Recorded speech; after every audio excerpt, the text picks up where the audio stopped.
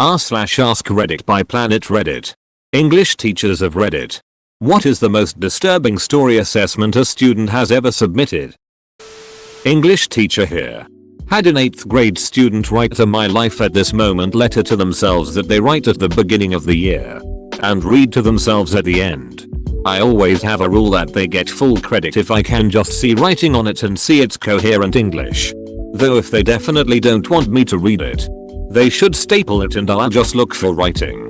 I had a girl who went over the top to look, act, sound, and be a boy. She wasn't trans.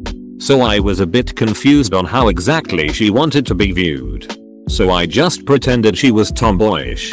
She was also insanely defiant to her male teachers. And I worked my ass off to build a relationship with her. She wouldn't have it. Though I was as kind as I could be. Anyway, the time of year came for me to pass back their letters. By this time, this girl had been moved to a digital learning lab and had been isolated from the Gen Pop. I passed all the letters out and found hers had been left unstapled. Though I didn't remember reading it or noticing it wasn't sealed. Curiosity overcame me, so I opened it. My heart broke when I read her rather detailed desire to be away from her stepdad by the end of the year, and her goal for that year was to escape the godforsaken hellhole. Long story short, that letter ended up being used in court to put her stepdad away for raping her viciously for many years. I felt bad for her, but hopefully she's been able to move on. Though I doubt it. The description was pretty rough of what he did to her.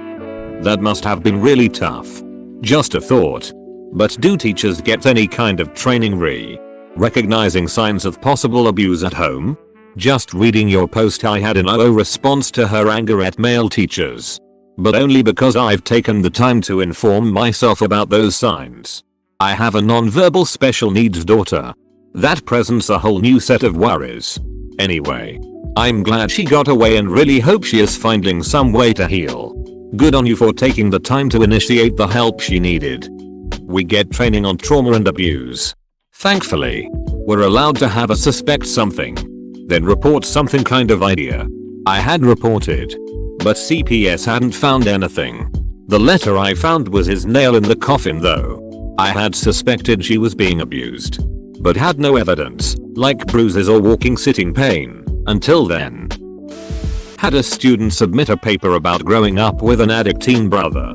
He had the room next to her, and sometimes when getting clean the parents would lock him in his room and he would have raging withdrawals. She was very young, so I imagine there was a lot of medical care and therapy going on that she didn't know about. She just remembered that her brother was screaming and crying in the next room, and she would sit in her closet all night long terrified he was going to break through the wall and get her. It was such a heartrending story, and it made me view what families go through in such a different light. Abuse. And more abuse.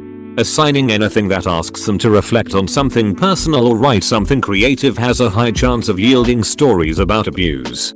Those stories very likely reflect real experiences. Many a visit are paid to the guidance counselors and school therapists.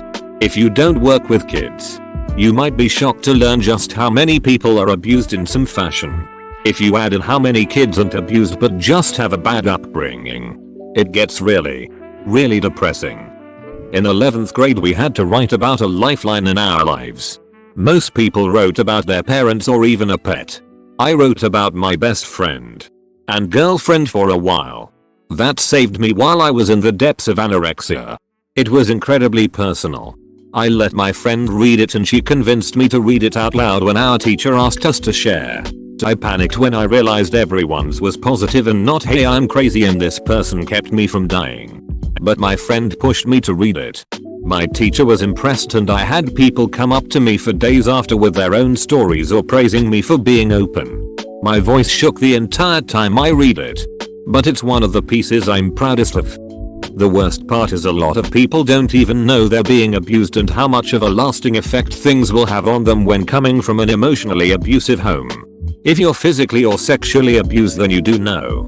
But when you're manipulated, controlled and emotionally abused, you can just think it's normal.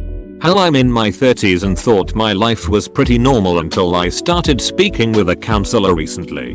I can't even imagine how many kids are in the same situation I was in and think it's normal or okay. Second-hand account from colleague submitted during workshop in an undergraduate non-fiction writing class.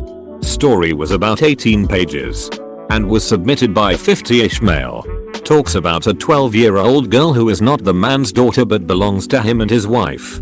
Talking about how they like to stroke her and caress her naked body and make her eat things out of their hand. They put collars on her and constantly refer to her perfect hairy kitten and so forth. The rest of the class read the story for workshop and in disgust and horror emailed professor, colleague, who immediately cancelled the workshop and contacted administration about the student. The thing is, everyone was so shocked by the pedophilic nature of the story that no one got to the very last line in which it is revealed that the girl is a cat. Obviously the student was looking for some sort of reaction. Which he got. Oh my god. Some of these are just super clever. Someone wrote fanfiction of her and Kermit the Frog and I've not been the same since. Edit. I forgot to mention I teach college English. This class was freshmen seniors. I hear a knock at my door. I opened it slowly. And there he was. Kermit. And in a sudden twist, his hand reached up my ass. Students were annotating old news articles about a very famous axe murderer from the late 1800s. One student includes an annotation about how the article reminded her of her father. She helpfully included his name for me to Google. And yep. That is how I found out my student's dad is literally an axe murderer. Second place goes to a student who wrote from the POV of the zodiac color for a creative writing assignment. It was incredibly well written. If it hadn't been, it honestly might have not been so disturbing. But being in the killer's head as he ties up and stabs young couples to death? No thanks. Oh. And last week someone submitted a horror story in creative writing. I swear to God. She could be a writer for Saw movies. The deaths were graphic and gruesome and creative. I had to take breaks while reading it because I'm pretty squeamish. Was the axe murderer the Axeman of New Orleans? And Razor Boy? It might get buried. But I need to chime in. Mostly in the hopes that this student finds my comment and knows how much this story stuck with me. The first paper assignment of the semester was to write about life at the university through a sociological lens. This guy who was social, well liked, in a frat turned in this shocking story. He was writing about how hard his life was. How he had to scrounge for meals from the trash while seeing all the other students eat happily in the dining halls. He described how he'd seen his friends struck by cars on the winding mountain roads on campus. I was so taken aback. And I kept reading anxiously to see if his story would take a turn. A squirrel. The student was writing from the perspective of a squirrel. This kid was a genius. I told him later how impressed I was. And he shrugs in a very bro way, stating that's the worst thing I've ever written. If you see this, Matt. That's still my favorite paper by a student. Finally a clever paper. My reading will be glorious. You got green texted by a college boy. Not an English teacher, but when I was in junior college I was a TA for a psych instructor and I read and graded essays. There was an assignment for students to create an experiment where they trained themselves to create a habit by rewarding themselves after the task. Think Pavlov. One male student wrote about his experiment. He chose to train himself to masturbate more often and his reward was masturbating. And he wrote about it in detail. Very sustainable system, but so weird to submit to your instructor. You make it sound like he's sexually frustrated. Or just mocking the assignment through his essay. I have my HS students write a defining moment memoir about a moment where their lives changed in a significant way. I generally see some stories about childhood abuse and things of that nature where I make sure our social work team is aware of their claims. They're getting support. And that's basically it. However, I did once get a story about the first time a girl in my class had smoked marijuana. Except, the whole thing was written with the weed anthropomorphized as a beautiful woman named Mary that she met and took on a beautiful all-night date. This thing was about 3 pages long and graphic. We're talking full anatomical descriptions of lesbian sex as an analogy for the experience of getting high for the first time. It just kept going and going. And it was extremely well written to the point that I was really uncomfortable reading it and had to put it away. The worst part is she was so excited for me to read it and came in the next day like, "Did you read it?" Did you like it? I'm super proud. And I had to basically say, yeah, it's super well written, but honestly I just can't be reading something like that written by one of my students. I suspect she likes women too. Possibly you if you are female. Did you read my smut? Girl. Writes detailed story about her having lesbian sex with another woman. You. I suspect she might like women too. I had a junior write a memoir in her daily journal about getting raped by 2 other students. This was 7 years ago and I still get emotional when I think about it. She was always super quiet and a great student. She wasn't aware that the journals would be turned in and she begged me not to say anything to her parents. I spent a lot of time making sure she got the help she needed. She's doing much better now. She's an RN in a local hospital and she took care of me a year or so ago when I was in the ER. This happened to my girlfriend in high school, let's call her Kate. We dated junior year and one day after school Kate confided in me that she had been raped as a freshman by 2 other boys. I couldn't understand why she was telling me, but I tried to be supportive and urged her to tell her parents. I didn't really know what to do, but I knew she would lock up emotionally if I prodded too much. Then a few days later I found out from Kate that her teacher had given her the same type of journal assignment as OP. The teacher read the journals. Kate thought they were private and the teacher went to the counselor. Kate was afraid I would find out from someone about the journal. Obviously this wouldn't happen since counselors and teachers do not share this sensitive information. So she wanted to tell me first. We continued to date for a year after that and it was nice to watch her learn how to cope with what had happened after she was able to get the help she needed. My middle school's counselor told parents everything. Apparently. At least that's what I heard.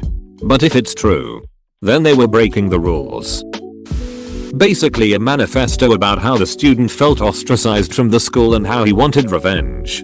This was a community college. And he was a freshman. Over the semester, I could tell he struggled, yet he was also insanely talented. Some other students in the class bullied him in my presence. And let's just say I didn't tolerate that at all. I spent extra time talking to him and trying to help him one-on-one.